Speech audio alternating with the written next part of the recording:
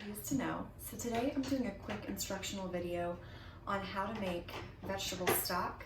You could do this as chicken stock or beef stock or even pork stock if you really wanted to. Today I just have the vegetable scraps, so that's all I'm going to work with today. But it's really, really simple if you wanted to make it with some leftover chicken bones or beef bones that you've got. That is always a really great way to use those up and get zero waste. So I'm doing this in my Instant Pot. This is something you can do on the stovetop or in your crock pot. So there's multiple ways to do it. It's just a lot faster in the Instant Pot, and so that's how I have preferred to do it since I got one.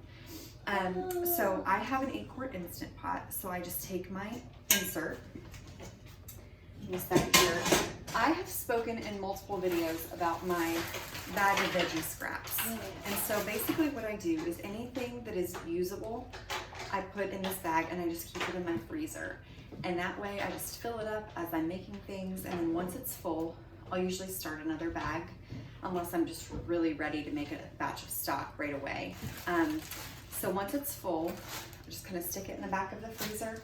I also do this with my chicken bones. So if I roast a whole chicken, or if I even get a rotisserie chicken and we pick all the meat off, I will put the bones in a bag in the freezer and just save those for when I'm ready for chicken stock. So I just open up my bag and dump the scraps in. And for this 8-quart pot, a gallon-sized bag is really all I need. If I was doing a big stock pot, then I would do a couple of bags. If you had a smaller pot or a smaller crock pot, then you might need to scale it back, but the vegetables especially, they cook down really, really fast. And so it's not necessary to have it be, you don't need to be worried that they're gonna expand or anything like that. So then I'm gonna go ahead and just fill this with water. Especially if you were doing this on the stove, I would recommend filling it with hot water. And if you have a big pot, then you can fill, a smaller pot, a measuring cup, a water glass, anything to fill the pot if you need to, if it's going to be too heavy to lift it. If you don't have like a spray nozzle or something.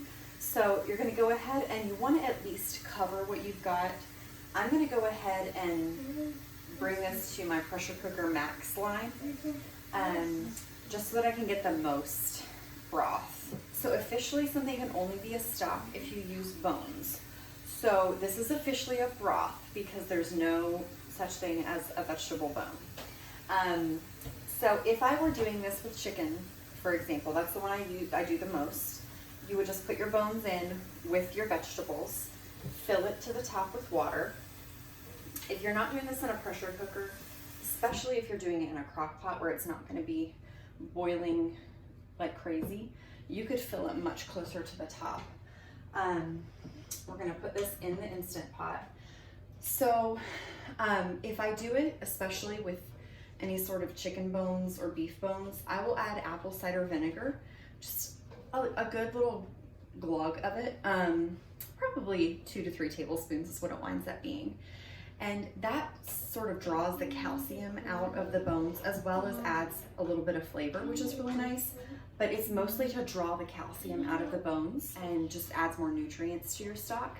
So I'm not doing that today just because there's no major need to do it with just the vegetables. Then I like to add a very small handful of black peppercorns. So this is probably not even a full tablespoon. I just like to add it in there just for some flavor. You can, at this point, add salt if you want to. I prefer not to, just because then it's not as much of a wild card when I'm making something with the stock or the broth. So you're welcome to add some. I wouldn't add a lot, maybe just a teaspoon or so. But I like to flavor as I cook, and so with this, I prefer to just leave the salt out so that I'm not getting overly salty foods. So we've got our peppercorns, our vegetables, our water. You can also add things like bay leaves. If you've got some extra herbs laying around, you can add those in there. So I'm just gonna put our lid on and plug this in. You wanna make sure that the valve is shut.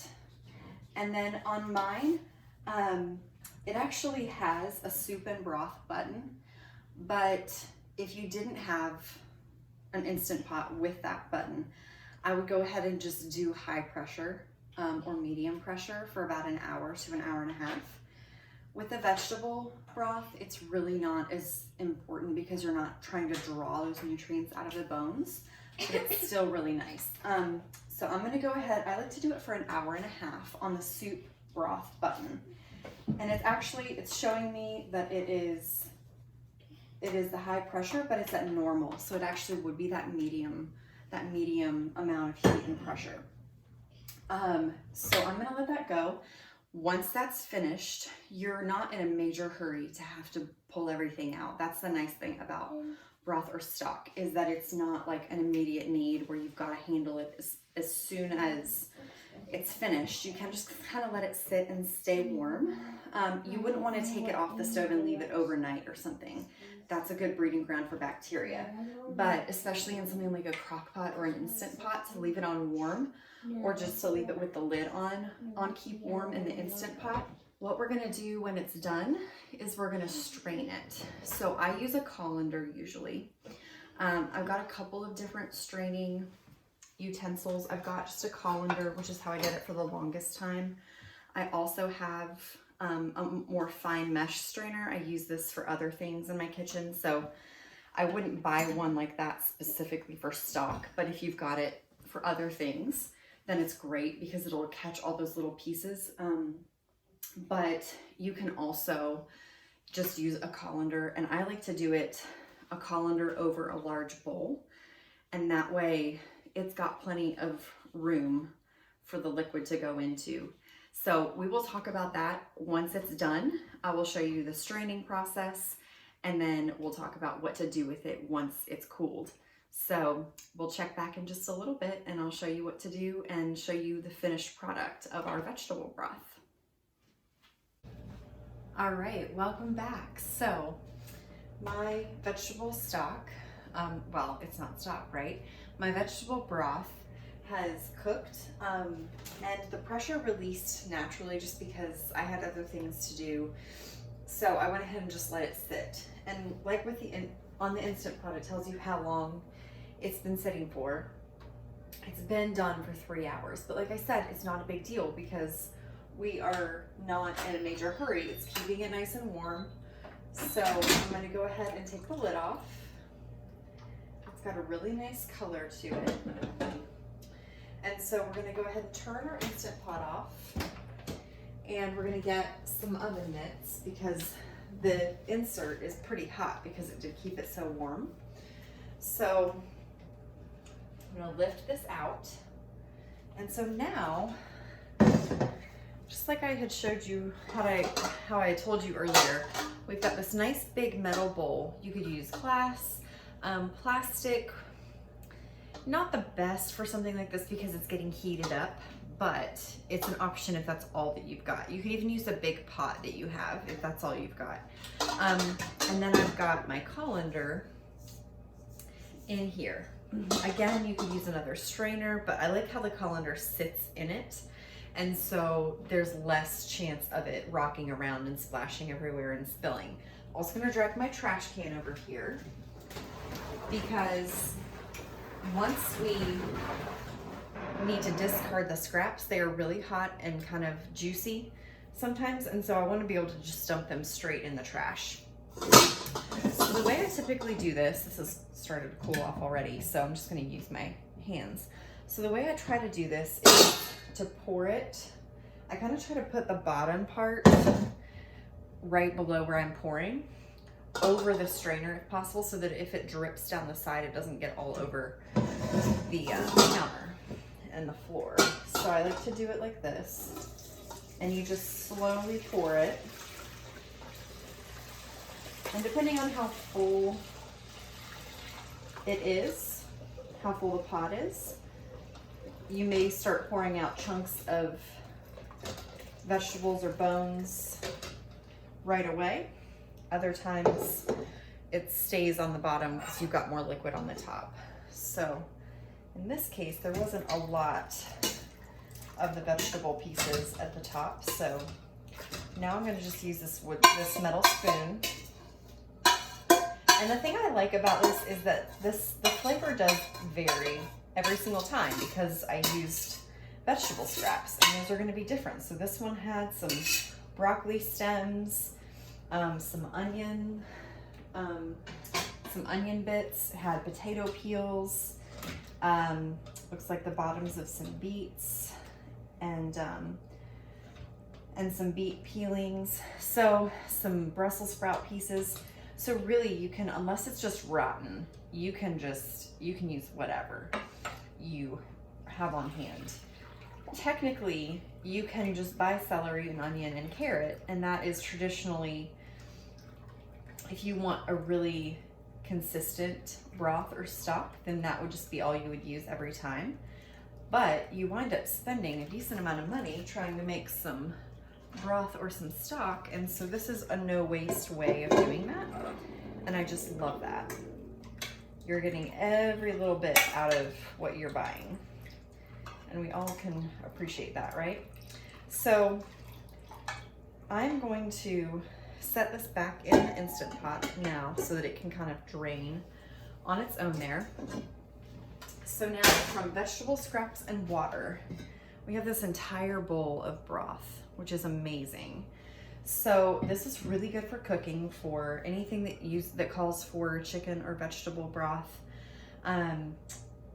It's great for soups, so I like to keep this kind of stuff on hand for soups, especially now that we're getting toward fall and winter. So what I recommend is freezing. That's the easiest way to handle this. If you put it in, if you're trying to can it, you need a pressure canner, and that gets really complicated. So I recommend freezing, and the best way I have found to freeze it is wide mouth mason jars. Wide mouth are the ones that you can freeze. And so this is obviously a much smaller jar than what I'm going to use, but the concept is the same. So this bottom ring, it's on all of the mason jars. Usually there is also sort of a groove below that bottom ring on all mason jars. If there's not for some reason, then I would just go a touch below the bottom ring. You can fill all of your mason jars to that line, and then you want it to cool completely before you put it in the freezer. Then you put it in the freezer without a lid.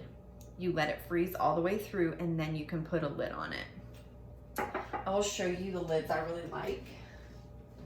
This is a jar of almond butter, but it's these plastic lids and they're reusable. So obviously they're not for sealing foods like when you're canning, but you're able to use your jar and you don't need to, these are reusable.